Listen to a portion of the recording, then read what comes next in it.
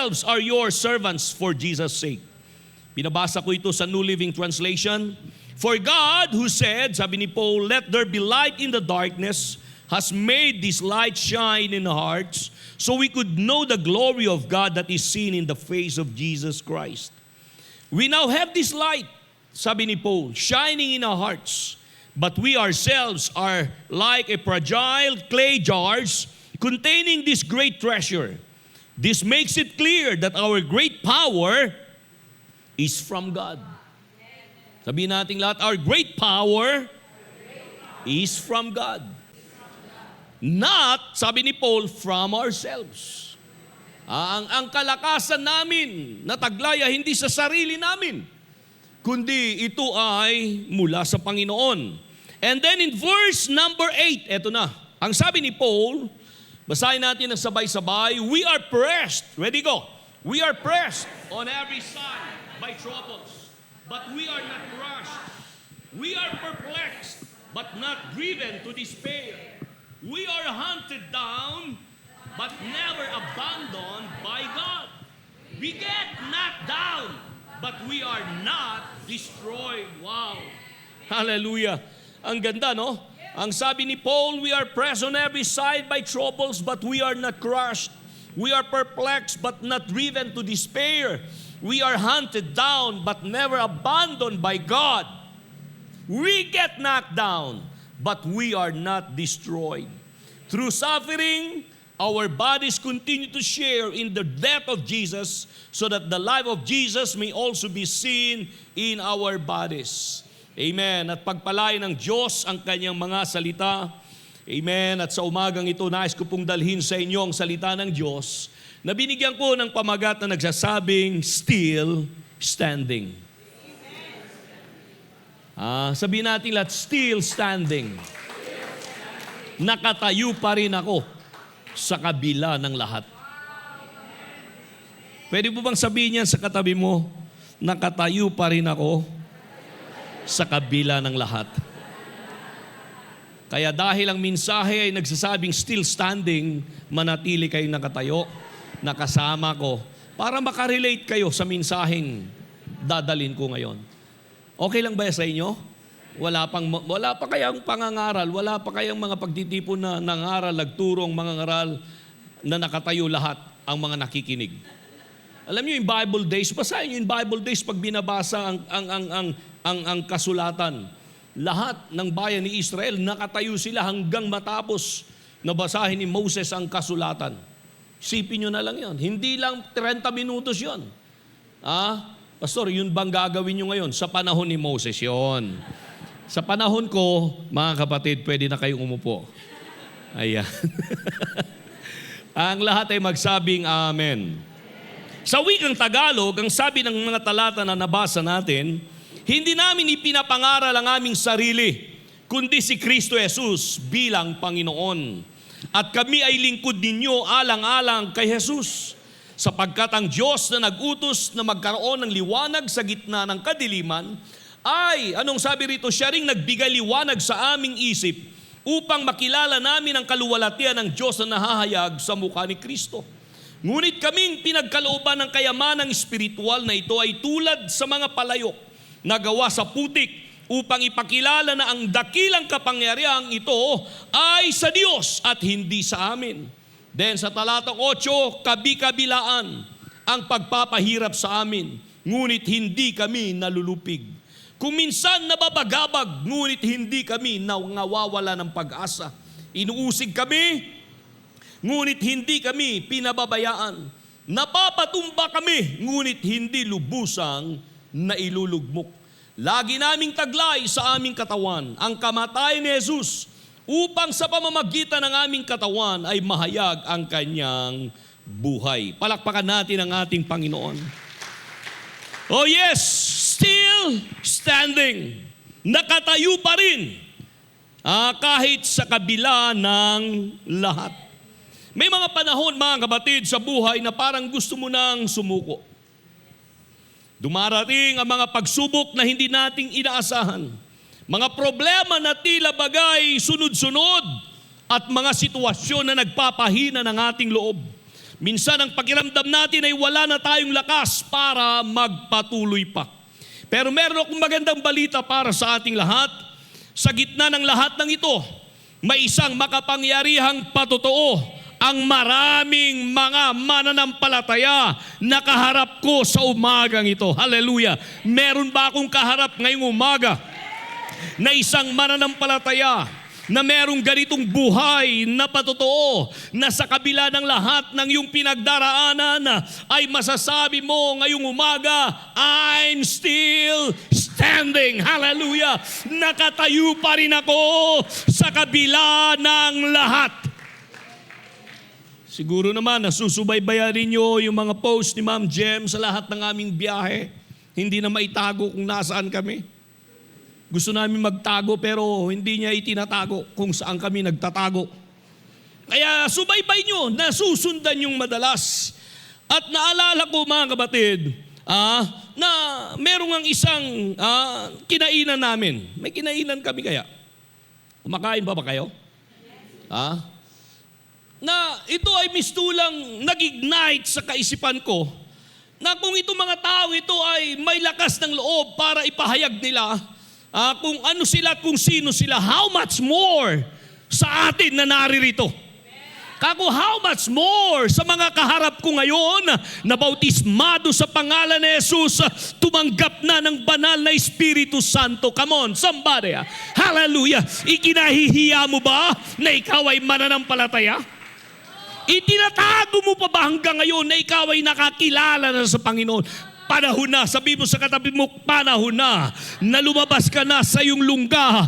Panahon na lumabas ka na sa iyong pagtatago. Ipahayag mo, magpakatotoo ka kapatid. Amen. At sabihin mo, nasa biyaya ng Diyos, I'm still standing. Hallelujah. Nakatayo pa rin ako sa kabila ng lahat. Hindi ibig sabihin ito na wala tayong pinagdaanan. Hindi ibig sabihin na hindi tayo nasaktan. Hindi ibig sabihin na hindi tayo umiyak minsan. Hindi rin tayo nagsasabi na hindi po tayo nadapa ng maraming beses. Pero ang ibig sabihin ito, sa kabila ng lahat ng laban ng buhay, narito ka pa rin. Narito pa rin tayo, hallelujah. At hindi tayo tuluyang bumagsak dahil ang Diyos, come on now, ang Diyos hindi dahil sa iyo, hindi dahil may pangalan ka, hindi dahil may pinag-aralan ka, hindi dahil may pera ka, hindi dahil kung sino ka, pero may Diyos mga kapatid. Ang Diyos ang siyang nag-ingat at nagpalakas sa atin. Kaya sinabi nga ni Pablo sa mga talata na ating nabasa, we are troubled on every side, yet not distressed.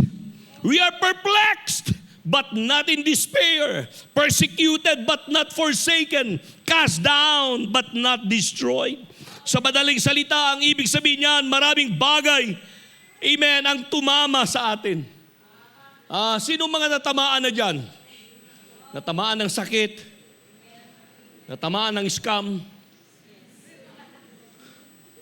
natamaan ng problema, natamaan ng pagsubok, natamaan ng kawalan. Come on, name it. Sa madaling salita, maraming bagay ang tumama sa atin, pero hindi tayo, amen, nasira sa lahat ng ito. Dahil bakit? Kasama natin ang Diyos. Kako, kasama natin ang Diyos. So still standing. Sigaw natin, still standing. Still standing. For what reason? Because God is faithful. Because of the faithfulness of God, we are still standing. Alam niyo, tapat ang Diyos eh. One reason believers are still standing today is because God has been faithful. Yan ang totoong storya eh. Pag nawala na tayo, tinanggalan na tayo kung ano tayo at kung anong meron tayo, alam niyo yung natitira, yung katapatan ng Diyos. Pag hinubad sa atin kung anong meron tayo at kung sino tayo, alam niyo ba kung meron pwedeng matira? Yung katapatan ng Diyos eh. Ito yung nagsusustain sa atin bilang mga anak ng Diyos. There has been countless moments when we should have been given up Maraming beses. Hindi mo lang binabanggit. Naglalaro na sa kaisipan mo. Gusto mo nang bumigay. Gusto mo nang magladlad. Oh, hello? Huwag ka magladlad. Gusto mo nang mag-quit. Gusto mo nang mag-backslide. Gusto mo nang magdistansya. Gusto mo nang humiwalay sa relasyon mo. Amen. Sa pamilya at lalo na sa Panginoon. But you're still standing.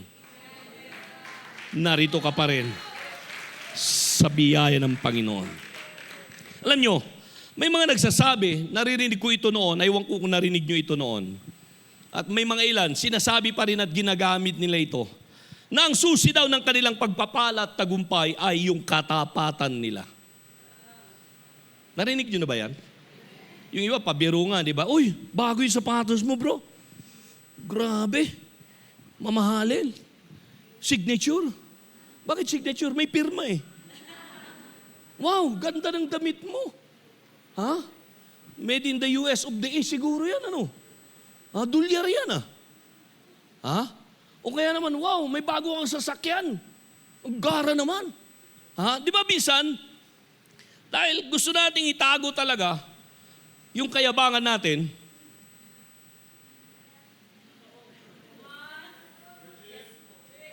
o parang ako lang yata mayabang dito. Tulungan mo ako, Lord. Pero di ba, binibigas natin, hindi, Brad. Maging tapat ka lang. Magkakaroon ka rin ng ganito. Di ba ginagamit yan madalas doon? Maging tapat ka lang. Ilan na ba sa atin ditong nagpakatotoo na maging tapat? Pero hanggang ngayon, yung sapatos yun, nakangiti pa rin. Yung damit mo, yun pa rin.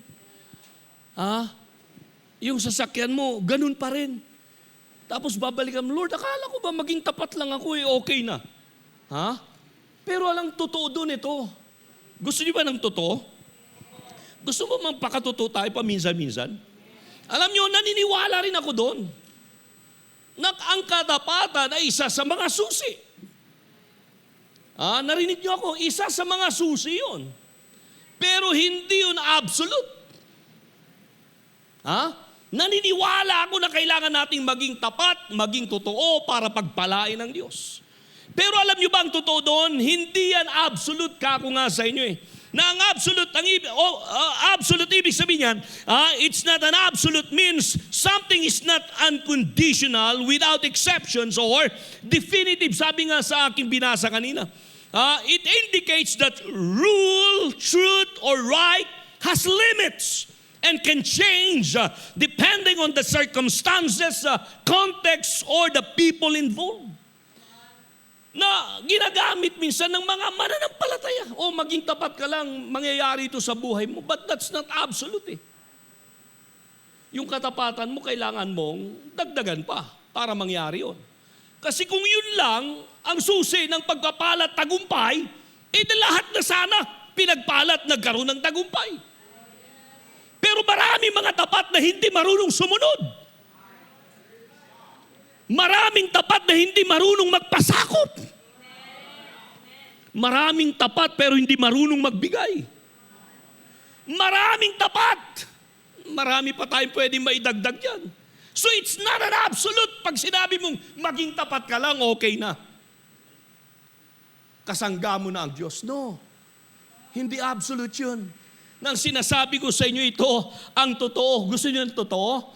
The truth of the matter is this, it's not your faithfulness that counts. Hindi po yun Dahil yung faithfulness natin, hindi absolute, hindi complete. Pero ang totoo doon ay ito, God is faithful. And as far as the faithfulness of God is concerned, it is absolute. Nobody amongst us here will question the faithfulness of God.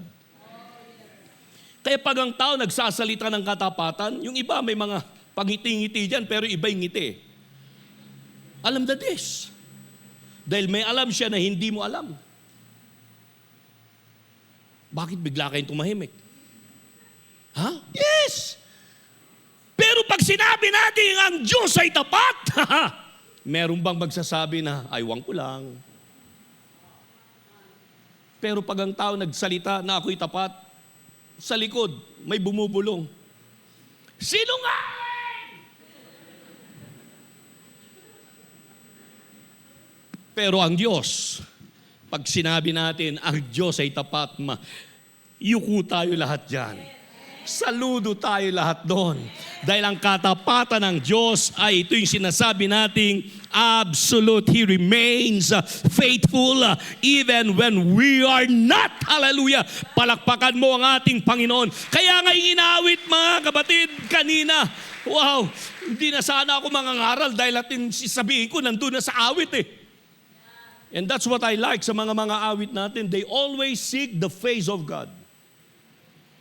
Yan ang tinuturo natin dito. Huwag lang kayong umawit ng awitin na gusto nyong awitin.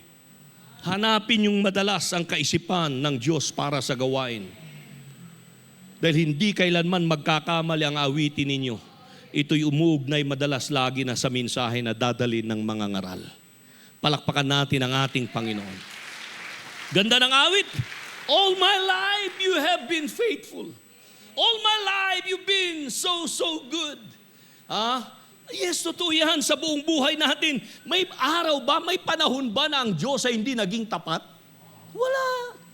24/7, sabi nga natin, 7 days a week, 4 weeks in a month, 12 months in a year. At ito, nasa kalagitnaan na tayo ng taong 2026. And still, we are standing. Woo! Palakpak sa Panginoon. Oh, di ba? Nung sumisilip pa lang sa bintana ang taong 2026, nag-iisip tayo, mararating ko kaya ang taong 2026? Lalo na nung kumikirot na yung baywang mo, kumikirot na yung dibdib mo, ang daming kirot, kumikirot na yung bulsa mo, ang dami. Lord, mararating ko kaya, matatawid ko kaya ang taong ito at marating ko ang taong 2026? Ngayon, imulat mong yung dalawang mata. We're still here. Hindi nga lang kayo nakatayo ngayon, ako lang, nakaupo kayo. But ang sinasabi ko ito totoo, nandito tayo dahil sa katapatan ng ating nag-iisang Diyos. Kaya kung titignan natin ang ating buhay, marami ng pagkakataon na akala natin na hindi na tayo makakalampas pa't makakatayo pa. May mga gabi, ilang gabi na ang nagdaan na hindi tayo makatulog dahil sa dami ng lamok. Siningit ko lang yon, pero ang totoo, hindi ka makatulog dahil sa dami ng problema na iniisip mo magkabi-kabila. Agbalikid ka di kanawan, problema, ti mapanunot mo. Agbalikid ka di makanigid, problema, ti mapanunot mo. Tumakder ka, problema, ti makitam. Kitam di kaabay mo, agururok, problema mananda itoy. And then, sumango ka di sarming, pag sarminga, makita manin di problema. Si kagayam di problema. Pero totoo yan eh. May mga gabi, hindi ka makatulog dahil sa dami ng problema. Sanga-sanga. May mga pagkakataon na halos mawala na tayo ng pag-asa. May mga panahong gusto mo nang tumigil. Pero, bakit nandito ka pa hanggang ngayon? Dahil tapat ang Diyos. Palakpakan mo ang katapatan ng Diyos. Hallelujah! Itong kapahayagan, hindi tayo iniwan ng ating Panginoon. Wow! Alam niyo ba, sinasabi ko itong madalas sa inyo, ang motto ng Diyos, alam niyo, walang iwanan. Alam niyo, ang Diyos, ang totoo niyan, iwanan mo na siya, nandyan pa rin siya. Maraming beses, balikan mo ang mga istorya na nagdaan sa buhay mo. Maraming beses mong tinangka, iwanan ng Panginoon, humiwalay sa Panginoon, at lumayo na sa kanyang presensya. Pero iniwan ka ba ng Panginoon? Kahit sa mga panahon na hindi mo sukat akalain na nandito ba ang Diyos, sinamahan ka ng Diyos. Kahit sa mga panahon na bisto lang, Lord, wala ka naman sa tabi ko, naglalakad lang akong mag-isa. Nandun, nauna pa nga siya sa iyo. Kapatid, ang motto ng Diyos, I will never leave you nor to forsake you. Sabi nga doon ng Panginoon sa kanyang mga alagad, I am with you always, even to the end of the world. Kaya ito, mga kapatid, buhay na patutuo ito. Nangyari ito sa tao ng Diyos na si Elijah. Isang tao ng Diyos na naturingan propeta. Ginamit ng Panginoon sa mga kahangahangang pagkilos niya. Pero may dumating na panahon na si Elijah na anak ng Diyos na naturingan ay napagod din at nagkaroon ng takot. Basahin nyo na lang ang kanyang naging storya. Pagkatapos ng isang malaking tagumpay sa Mount Carmel, tumakas siya sa harapan ni Jezebel dahil tinangka ni Jezebel na siya'y patayin. Kaya dumating ang panahon, nasumpungan na rin ni Elijah dahil sa pagtatago niya. Mistulang ang naisip niya, wala na yung kasangga niya na ang Diyos na dating naroon kasama niya. Mistulang ang iniisip niya, iniwan na siya ng Panginoon. Saan nasumpungan ni Elijah ang kanyang sarili? Sa kuweba, sa yungib. Naaawa na sa sarili. Alam niyo, may mga nakikinig ngayong umaga sa mensaheng ito na ang kaaway, ang kanyang sistema at paraan hindi nagbabago. Ganun pa rin, katulad nung dati. Kung anong ginawa niya kay Elijah, ginagawa niya pa rin hanggang ngayon. Gusto ng kaaway para mawala yung kaisipan mo na ang Diyos ay nasa iyo at kasama mo sa lahat ng pagkakataon, ay ang gusto ng kaaway ay may focus mo yung sarili mo sa iyo. Kaya nga nagkaroon ng self-pity si Elijah. Nawala na yung mga kadakilaan ng Panginoon na nakita niya. Nakalimutan niya na yung napakagandang pagkilos na ng Diyos na nangyari sa kanyang buhay, sa kanyang ministry doon sa Mount Carmel at marami pang iba. Dahil ang naging focus niya nung nandun na siya sa yungib ay yung sarili niya. Kawawa naman ako. Ako'y pobre. Ako'y walang-wala. Wala nang nakakilala sa akin. Wala nang bumabati. Wala nang nagbe-message. Wala nang nagte-text. Wala nang nagbe-message. Blinak na ako sa kanilang messenger. Blinak na ako sa Facebook. Wala na. Nag-load ako, akala ko merong tatawag, merong sasagot, pero wala na. Pag tinawagan ko, cannot be reached. Alam niyo, si Elijah nagkaroon ng self-pity. To the point na anong ginamit niya, Lord, patayin mo na lang ako. Biro mo yung ganong tinti ng pagkaawa sa sarili na dumating kay Elijah. Gusto pa niyang gawing kriminal ang Diyos. Gusto pa niyang na talaga ay gawing itukhang siya ng Diyos. Kung nangyari yun, baka siya'y nasa haig. Nang sinasabi ko sa inyo ngayong umaga, nandiyan ba kayo? Si Elijah ay isang mananampalataya na katulad natin. Nakaramdam siya ng takot, nakaramdam siya ng pangamba, dumating ang pagod, dumating ang mga pag-aalala, hanggang sa nasumpungan niyang sarili niya na nagtatago na siya, ayaw niya nang makakita ng liwanag. At nung akala niya ay mangungusap ang Diyos sa mga kaparaanan na dating ginagawa ng Diyos, ay hindi yun ang naging istorya. Dahil may mga pagkakataon talaga, Lord, magsalita ka naman. Gusto kong marinig, Panginoon, yung pagkilos mo sa katulad ng dati na ginawa mo sa buhay ko. Pero ang Diyos, ibang paraan niya. Di bang sabi doon ng banal na kasulatan, nangusap ang Diyos, hindi sa audible voice, but with a still, small voice. Halos pabulong lang, Andres, naririnig mo ba ako? Yung mga ganun ba?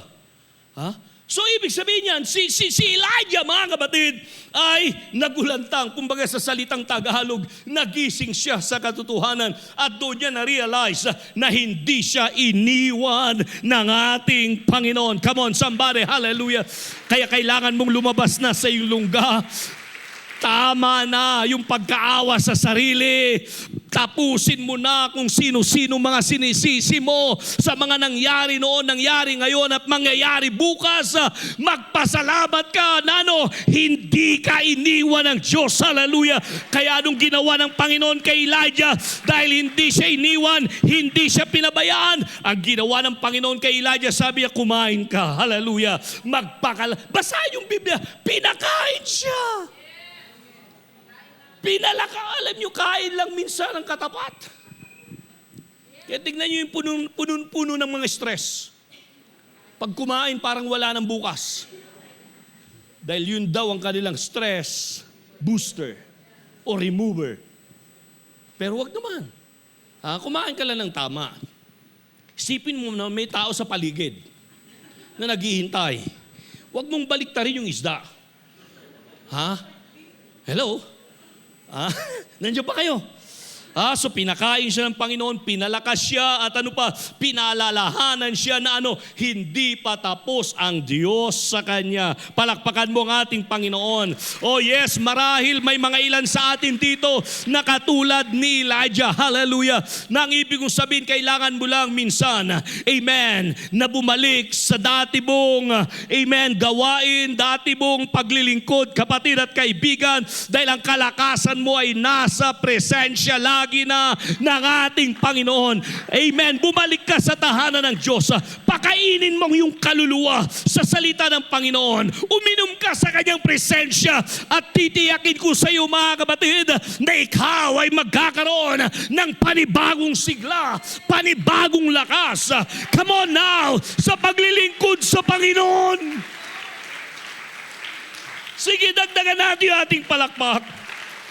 Kaya nga sabi ng banal na kasulatan, it is of the Lord's mercies that we are not consumed, because His compassions fail not. They are new every morning. Great. Again, we are still standing because of God's faithfulness. Kaya sabi rito, great is thy faithfulness. Palakpakan natin ang ating Panginoon. And speaking of still standing, let me get your attention, mga kapatid. We are still standing despite of the storms of life. In spite of the storms of life. Sino rito ang mga hindi na bagyo at binagyo? Every believer, sabihin natin lahat, every believer faces storms. Si Jesus nga mismo hindi naging exempted. At si Jesus mismo yung nagsabi sa kanyang mga salita, in this world, you shall have tribulation. So in other words, trials are not signs that God has abandoned us. May bagyo, may pagsubok, may unos, pero hindi ito tanda na iniwan na tayo ng Diyos. Kaya babalik ako doon sa simula na ang Diyos, ang motto niya ay walang iwanan.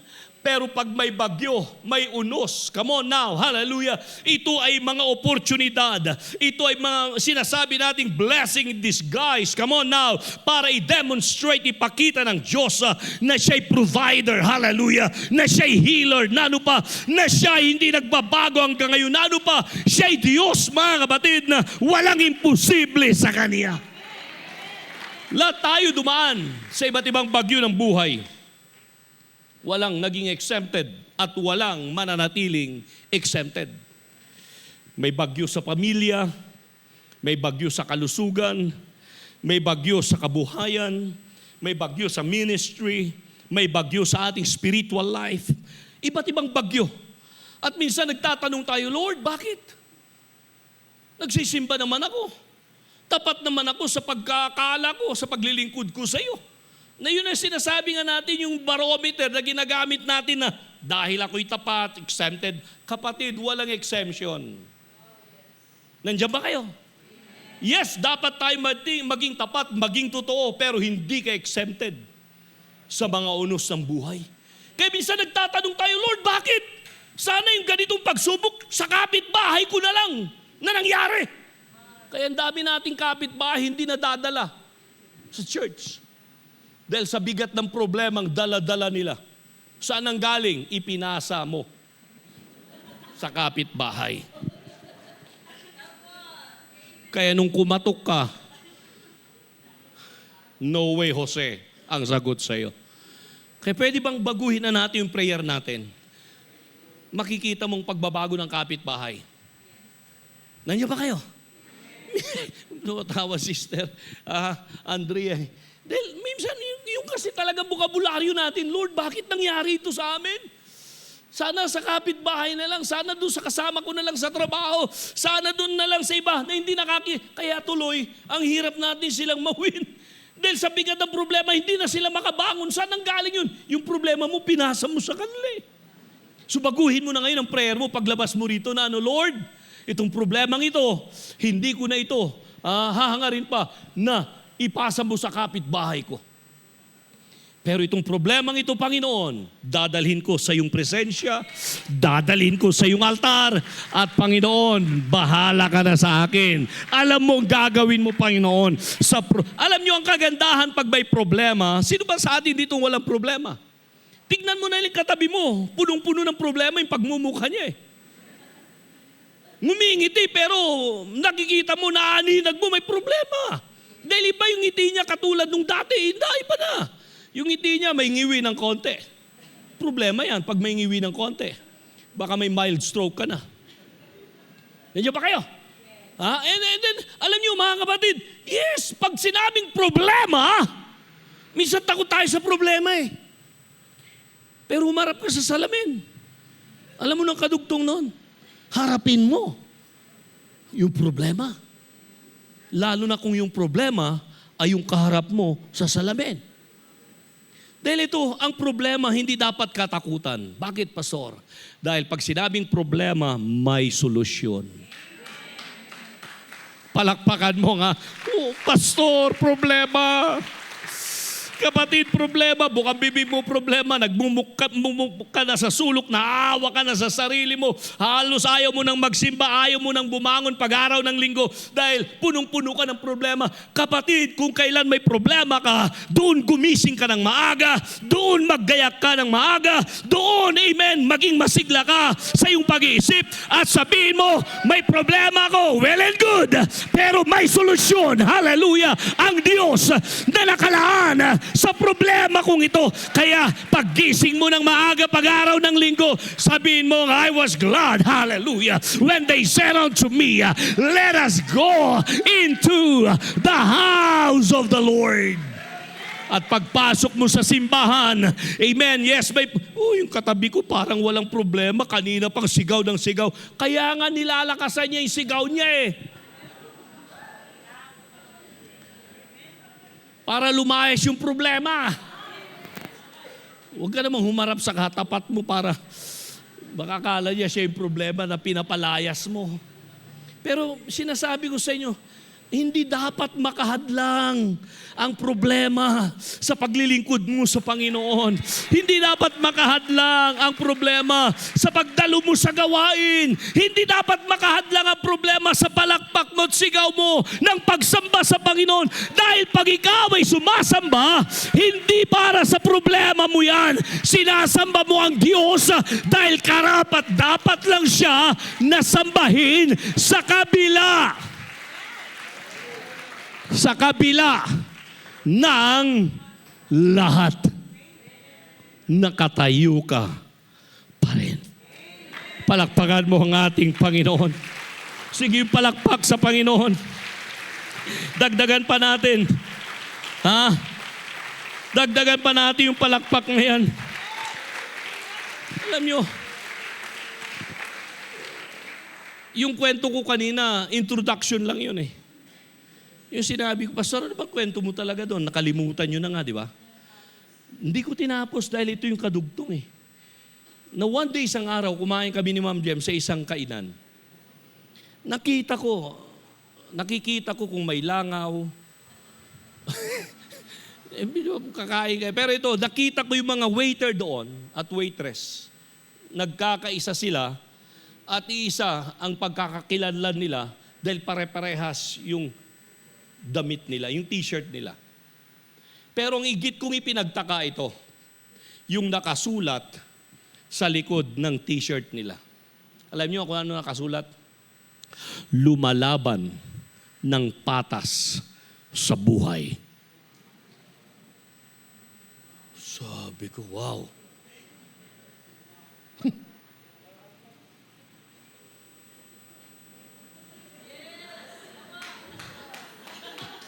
Nag-serve sa amin ng sabaw, pagtalikod niya, lumalaban ng patas sa buhay.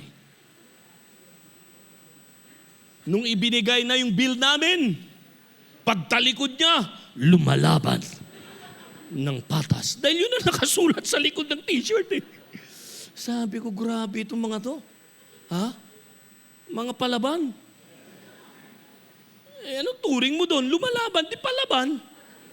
Alam niyo sa buhay na ito, pagka hindi ka lumaban, talo ka. O pastor, saan pupunta yung mensahe mo?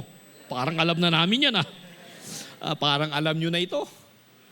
Pero wala doon sa mensahe ko kaya ito. Nabasa ko lang sa isip niyo ngayon. Kung saan niyo gustong dalhin ko itong mensaheng ito. Di ba naging issue? Dami nating issue kasi mga kapatid. Wag na lang yun. Basta lumalaban na lang. Alam niyo, may mga tao kasi sa mundong ito, hindi patas ang laban eh. Yung iba, ang akala nila, yung pandaraya nila, dadalhin sila sa kanilang tagumpay. Yung pananamantala nila sa kapwa, magdadala sa kanila sa tugatog ng tagumpay. Yung pagiging sinungaling nila, magdadala sa kanila sa tugatog. Hindi patas na laban pag ganon. Nandiyan ba kayo? Alam niyo mga kapatid, ang mundong ito, ibang laban ng mundong ito eh. Huwag tayo tumuring. Alam ko nang nasa isipan nyo, nababasa ko kaya parang Facebook. Tuloy-tuloy. Di ba minsan yung Facebook, kahit hindi mo ginagalaw, nagpa-pop up yung... Yeah. Anong tawag nyo doon? Your story? Anong tawag nyo doon? Kayo mga magagaling na ano dyan? Your day. Di ba? Yung mga my day na yan. Hello? My day. Ay ba yun? May day pala. Di ba dyan sa Facebook? Nagpa-pop up. So alam nyo, ang mundong ito, ibang laban nila eh. Pero tayo naman, iba rin ang laban natin. We are still standing sa kabila ng lahat. Palakpakan natin ang ating Panginoon. Sige, palakpak para sa Panginoon. Kaya ito, kung bagyong pag-usapan, marami nang yumanig na bagyo sa buhay ng ilan sa atin at halos marami na sa atin ang nabagyo. Marami na sa atin ang nabasa minsan ng katakot-takot na pagulan. May mga panahon na halos hindi na maubos ang kadiliman sa matinding unos na pinagdaraanan natin. Pero itong magandang balita, hindi tayo pinabayaan ng Panginoon kailanman. Nalampasan mo ang lahat ng bagyong dumaan. Come on now, hallelujah. At masasabi mo ngayong umaga, I'm still standing by the grace of God. Palakpakan natin ang ating Panginoon. At ito, matatapos na ako. Isang unos yan na dumaraan minsan. Nandiyan ba kayo? Alam nyo, speaking of still standing, nakakatayo tayo kaya, not just after the storm, but after failures in life. May mga kabiguan. Another reason na dumaraan tayo sa mga pagsusubok ay yung sinasabi nating kabiguan. Alam niyo, ang kaaway natin, ang akala niya, hindi na tayo makakatayo. Katulad ni Pablo. Diba, si Pablo, tinaningan na minarkahan na. Nasubukan ni Pablo, sabi niya na knockdown siya. Pero hindi siya nanatili sa canvas. Bumangon siya. Dahil ang kaaway, he wants us to believe that failure is the end of your and our story. Kung itataas ninyo ang inyong mga kamay, lahat magtataas. Sa mga nakaranas ng iba't ibang mukha ng kabiguan sa buhay. Ang kabiguan hindi lang sa pag-ibig yan Kabiguan sa mga pangarap. Kabiguan sa mga expectations natin sa pamilya, sa buhay, sa trabaho. Maraming mukha ang kabiguan. At minsan kahit sa sarili mo, may expectation ka, bigo ka dahil hindi mo nakikita yung gusto mo makita sa sarili mo. Pero ang salita ng Diyos ay nagtuturo sa atin ng napakaliwanag na hindi po katapusan ng lahat. Amen. Pag dumaan ka at dumating ka sa isang kabiguan, karanasan ng kabiguan sa buhay, may mga taong bumibitaw pag nabibigo na sila. Bumibitaw sila sa pananampalataya. Amen. May mga tao na tumitigil na sila sa paglilingkod pag dumating ang kabiguan. May mga tao at mananampalataya na nawawala na sila ng pag-asa. Amen. Sa kapwa, sa sarili at maging sa Diyos pa. Pero ang magandang balita, gusto niyo ng magandang balita? Hindi doon nagtatapos ang kwento mo, kapatid. Hindi ka tinutuldukan ng Diyos sa gitna ng iyong mga kabiguan. Kung ang Diyos ay tao na katulad natin, marami na sa atin dito ang naglaho. Ang Diyos iba eh. Ang tao rin, ibang-iba. Alam natin ang kaibahan ng tao sa Diyos. Ang tao, binibilang niya ang lahat ng mga kabiguan mo. Pero ang Diyos, sinasabi niya, anak, bumangon ka. Tumayo ka. Dahil nandito ako para sa iyo. Anong sabi nga ng propeta ng Diyos? Rejoice not against me, O mine enemy. For when I fall, I shall arise. When I sit in darkness, the Lord shall be a light unto me. Palakpakan mo ang ating Panginoon. Tignan mo na lang si Apostol Pedro, marami pong halimbawa. Isa doon ay si Pedro na siya'y nagkaroon ng matinding kabiguan. Biro mo, pagkatapos siyang sabihin, Lord, maglilingkod ako sa iyo ng tapat. Ipagkakanulo ka na ng lahat. Ako, Panginoon, hindi kailanman mangyayari yan. Pero alam niyo yung kwento. Kaya nga may kasabihan, huwag kang magsalita ng tapos. Dahil hindi mo alam ang bukas. Kaya kung hindi mo alam ang bukas, di ilagay mo na lang sa kamay ng Diyos ang bukas. Dahil hindi natin hawak. Sabi nga nilang bukas. Kaya itong si Pedro, sinubok siya sa kanyang mga pananalita. At alam niyo na naging kwento. Ipinagkanulo niya, dininay niya ang Panginoon, hindi lang ng isang beses, kundi makatlong beses. Pero hindi doon nagtapos ang kwento ng taong ito dahil alam natin na nung nabuhay na maguli ang ating Panginoon mula sa libingan, binigyan siya ng Diyos, binigyan siya ng Panginoon ng pangalawang pagkakataon. Mula sa isang bumagsak na tao, naging isa siyang amen, matatag at matibay na haligi ng iglesia. Amen. Nung dumating ang araw ng Pentecostes, siya ang unang binigyan ng pagkakataon na ipangaral ang mensahe ng kaligtasan na anong ibig sabihin yan? Ang pagkadapa mo ay hindi mo katapusan. Nang ibig sabihin yan, your failure is not your end. It will not be your the end. Kaya huwag mong tuldukan kahit may naririnig ka na, kahit sa sarili mo, tinutuldukan mo na yung sarili mo, kahit ang kaaway bumubulong na magkabi-kabila, pero sabihin mo, I'm still standing. Sa kabila ng lahat, sa biyaya ng Diyos, nakatayo pa rin ako. My failure will not be my end. Dahil ang biyaya ng Diyos ay sapat.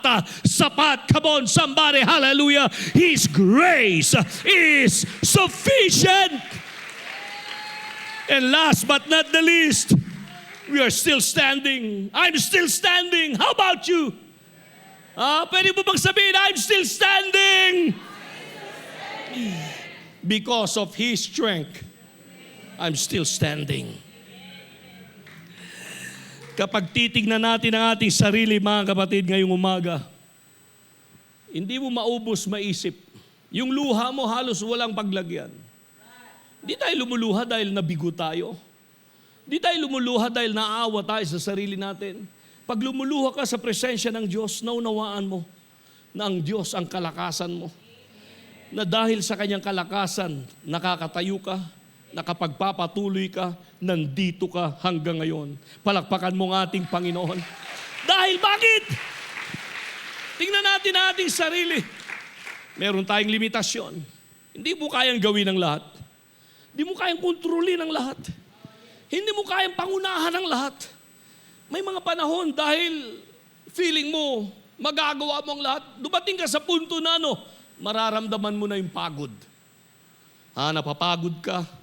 At pag dumating na yung pagod, ang kakambal niyan, panghihina ng loob. At pag hindi mo naagapan, tuluyan ka ng mawawalan ng pag-asa. Pero you're still standing. I said you're still standing. Ang magandang balita ay narito ka pa rin. Nakatayo sa presensya ng Panginoon. Nakatayo, nariyan, amen, sa gawain. Come on, somebody, hallelujah. Kaya nung sabi ng Proverbs 24:16, a just man falleth 7 times and riseth up again. Nang ibig sabihin niyan, righteous are not those who never fail or who never fall, but they are those who keep getting back up through God's grace. Kaya habang tayong lahat ay tumatayo sa tanghaling ito, alam kong na-digest na natin, mga kapatid, ang pinakabuod ng mensaheng ito. Paborito natin ang Isaiah 40 and verse 31. Na anong sabi doon ng Panginoon sa kanyang mga salita? They that wait upon the Lord shall renew their strength. Palakpakan mo ang ating Panginoon. You will renew your strength. Hallelujah, if you will keep waiting upon the Lord. Alam nyo, ang lakas natin para magpatuloy tayo at kailanman ay hindi ka panghinaan ng loob at to the point na lalayo ka na sa paglilingkod mo sa Panginoon. Ang kalakasan natin nanggagaling sa Panginoon. Parang cellphone yan. Tayo may cellphone. Pag naubos na yung battery mo, alam mo na kaagad, nag-warning na. At pag hinayaan mo na maging zero yung battery mo sa iyong cellphone, kahit iPhone 20 Pro Max pa yan, kahit S29 Ultra pa yan. Pastor, di pa lumalabas yan Yun na nga Kahit gaano ka high-tech yung cellphone mo. Pero once na zero na yung battery niyan, you cannot use it anymore. Hindi mo na magagamit. Walang ipinagkaiba yan doon sa ordinaryong cellphone na lang. Nang ibig sabihin, alam natin yan. Tayo, napaka-religyoso natin. Kako nga pag, di ba, Eman, pag alam mo, 1 bar na lang yung cellphone mo, hindi ka na makapagtrabaho Hindi ka na nga makapaghugas ng pinggan dahil hinahanap mo yung charger ko. Sandali muna, iwanan ko muna itong pinggan, iwanan ko muna itong basura dito, iwanan ko muna itong nililigpit dito. Kailangan kong i-charge yung aking cellphone. Kung tayo ganun karelihiyoso sa ating mga gadgets, can we do that the same? Can we do that also? Amen. With our relationship with God. Pwede ba nating i-recharge lagi na? Hindi lang dahil low-bat na. Etong kasing problema hinihintay mo pang ma-low-bat bago ka mag-charge. Pastor, baka masira dahil ang sabi doon nung bumili ako, kailangan ko munang hintayin ng 1% yung battery ko bago ko i-charge dahil baka pag may laman pa raw, i-charge ko na, baka masira. Yan ay sa technology. Yan ay sa gadget. Nandiyan ba kayo? Pero ibahin mo ang Diyos. Kako, ibahin mo ang Panginoon. Ibahin mo ang relasyon mo sa Panginoon. Dahil kailanman, hindi mo ikasisira if you will keep charging yourself before the presence of the Lord. Kaya yung ginawa natin, yung nangyari kanina, wow. Kung iminulat nyo sandali yung mata nyo kanina, nung kumikilos ang Panginoon sa bahagi ng ating gawain na to the point na halos, yes, ginawa ko na yan ng maraming beses. Di na ako nag-preach. Dahil kahit may mensahe ako, na mensahe na binigay ng Panginoon para sa atin, but I can sense, I can discern in the Spirit na the Lord wants to speak to us personally on that atmosphere na katulad kanina. Kaya ang ganda, di ba? Nakita nyo? Ang ganda ng flow ng Espiritu ng Panginoon. And sabi ko nga sa inyo, gawin nating madalas yun. Pero wag nating i-copy-paste na pag inawit yun, mamaya prayer na. No, hindi naman ganon. Just flow in the Spirit. Flow sa nangyayari sa gawain. Dahil hindi po tayo mechanical dito. Yes, may program tayo. May sinusunod tayo na programa, but we are not bound sa programa. We are bound sa pagkilos ng Panginoon. Kaya, katulad ng cellphone, i-charge mong madalas yung sarili mo. Huwag mo nang hintayin yung darating na AMD conference na susunod, LM conference na susunod, youth conference na susunod, bago ka magpa-charge sa presensya ng Panginoon. Ang susi kung bakit nakakatayo tayo sa paglilingkod sa Diyos hanggang ngayon, dahil sa presensya ng ating Panginoon. Sa presensya ng ating Panginoon. Kaya kapag hindi tayo lumapit sa presensya ng Panginoon, sa pananalangin, pagbabasa ng Kanyang salita, pagkikinig ng Kanyang salita, nagdidistansya ka na sa pagsamba, sa pagdalo sa gawain, mararamdaman mo, madali ka na mapagod. And then eventually, wala na. Hindi ka na. You cannot be reached. Hindi ka na, wala na. Hindi ka na masumpungan. Bakit? Totally. Zero na ang battery mo. Huwag sana mangyari. Huwag sana mangyari. Ang ating kalakasan ay nasa presensya ng ating Panginoon. Ang sabi nga ng Banal na Aklat, in thy presence is fullness of joy. At thy right hand, pleasures forevermore. Kaya kung ikaw ay nananatiling nakakonekta sa Panginoon, dumadaloy lagi na ang panibagong kalakasan araw-araw sa presensya ng Panginoon. Kaya maraming mananampalataya, aywan ko kung ang ilan o ang karamihan ay nandito yan ngayon, na nagsasabi, ito, sinasabi natin ito madalas hindi ko alam kung paano ko nalampasan ang sitwasyong yon. Pero ang alam ko, may Diyos na nagbigay sa akin ng kalakasan. Totoo yan. Totoo yan. Totoo yan. Kaya, ang mundo, sa social media, masyado tayo nahuhook. At eto, sinasabi ko, palagi nyo ako naririnig na nagsasalita tungkol dito. Pwede kayong mag-comment, pwede kayong magsalita.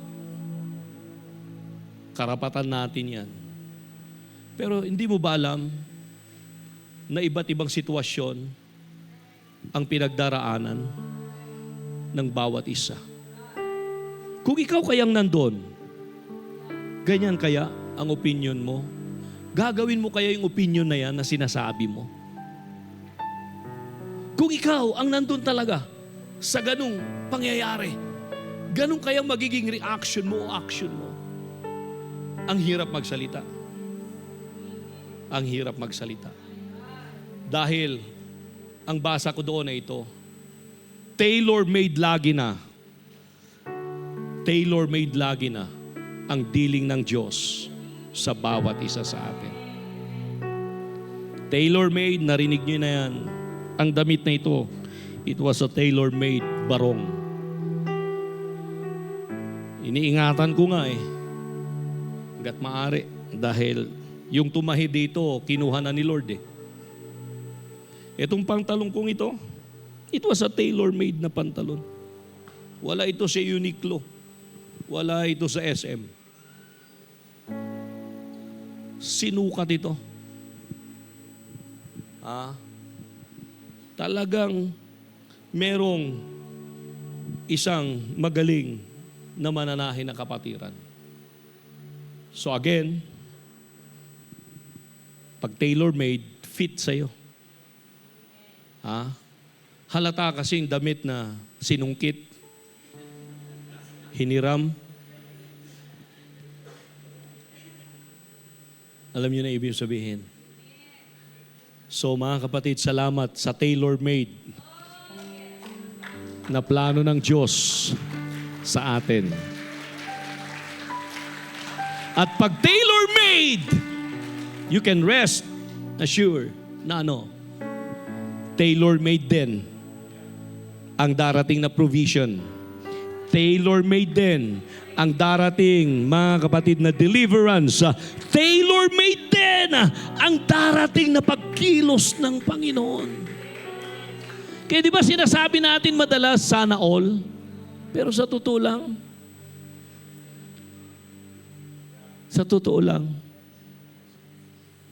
may special na gagawin sa'yo ng Diyos eh.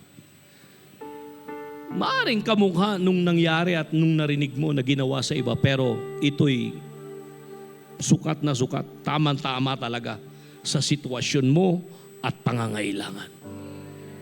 Palakpakan mo ang ating Panginoon. Palakpakan mo ang ating Panginoon.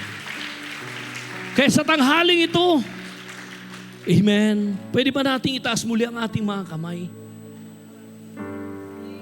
At sabihin natin, Lord, thank you. I'm still standing. I'm still standing. Hindi dahil malakas ako. Hindi dahil matalino ako, Panginoon. Hindi dahil may pangalan ako. Hindi dahil may pera ako ngayon. Hindi dahil may maganda akong trabaho ngayon. Hindi dahil may negosyo ako ngayon. Hindi dahil, Panginoon, kung ano ako at kung sino ako. Pero Panginoon, salamat. Nakatayo pa rin ako sa biyaya mo, sa habag mo, sa kabila ng lahat. Sa kabila ng lahat. Kaya kapatid, huwag kang mapagod. Huwag kang sumuko. Nasaktan ka. Huwag mong alagaan ang sakit na yan. Dumaan ka sa isang sitwasyon, huwag mo nang balikan. Dahil mahal ka ng Panginoon. Hindi disgrasya na narito ka. Hindi nagkataon na nakakatayo ka hanggang ngayon. Hindi ka sinira at tinumba ng anumang problema. Hindi ka tinapos ng kabiguan. Hindi ka nilunod ng bagyo. At higit sa lahat, hindi ka iniwan ng Diyos. At ang magandang balita ito, kung dinala ka ng Panginoon, hanggang dito kung nasaan ka ngayon, dadalhin ka rin niya hanggang sa susunod na kabanata at sa katapusan ng buhay mo. Kaya, huwag kang sumuko. Huwag kang sumuko. Huwag kang bumitaw. Huwag kang bibitaw. Huwag kang tumigil. Patuloy kang manalangin. Patuloy kang magtiwala sa Panginoon. Patuloy kang maglingkod. Patuloy kang magbigay. Patuloy kang mamuhay ng may kabanalan. Patuloy ka na lumaban sa buhay mo espiritual. Patuloy ka, amen, na manalig sa Panginoon. Dahil sa biyaya ng Diyos, darating ang araw na lilingunin mo ang lahat ng nasa likod mo na napagdaanan at sasabihin mo, marami akong naging laban, marami akong pinagdaanan, maraming luhang pumatak sa aking mga mata. Amen. Maraming mga bundok ang aking inakyat. Maraming mistulang dagat ang aking nilangoy. Maraming bagyo at unos na aking nalagpasan. Pero sa tulong ng Diyos, I'm still standing.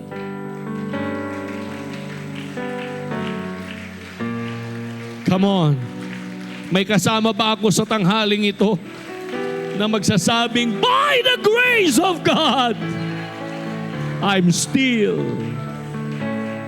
standing. Pwede mo bang Ipikit mo lang yung mga mata. At kung ramdam mo at kung okay lang sa'yo na muling lumapit sa altar sa pinakahuling pagkakataon bago tayo mag-iwa-hiwalay, bukas ang altar. At ngayon, sa paglapit mo, buksan mong yung bibig at sabihin mo, Panginoon, salamat. Huwag mong dalhin ngayon yung problema mo. Huwag mong dalhin ngayon yung pagsubok kung meron ka. Lumapit ka at isa lang ang magiging direksyon ng iyong paglapit ngayon sa Panginoon, sa altar na ito. Na habang nakataas ang iyong dalawang kamay, nakapikitang iyong mga mata, ay bubuksan mong yung bibig at sasabihin mo sa Panginoon, Panginoon, salamat. Salamat. Salamat sa awa mo. Salamat sa habag mo. Salamat sa biyaya mo. Salamat sa katapatan mo. Salamat. Salamat sa mga pagpapala mo. Salamat sa kalakasan mo. Salamat sa mga salita mo. Salamat sa presensya mo. Salamat sa iyo, Panginoon. Dahil kung hindi dahil sa iyo, hindi po ako nakatatayo at nakatayo sa oras na ito. Sige, pasalamatan mo muli ang Panginoon.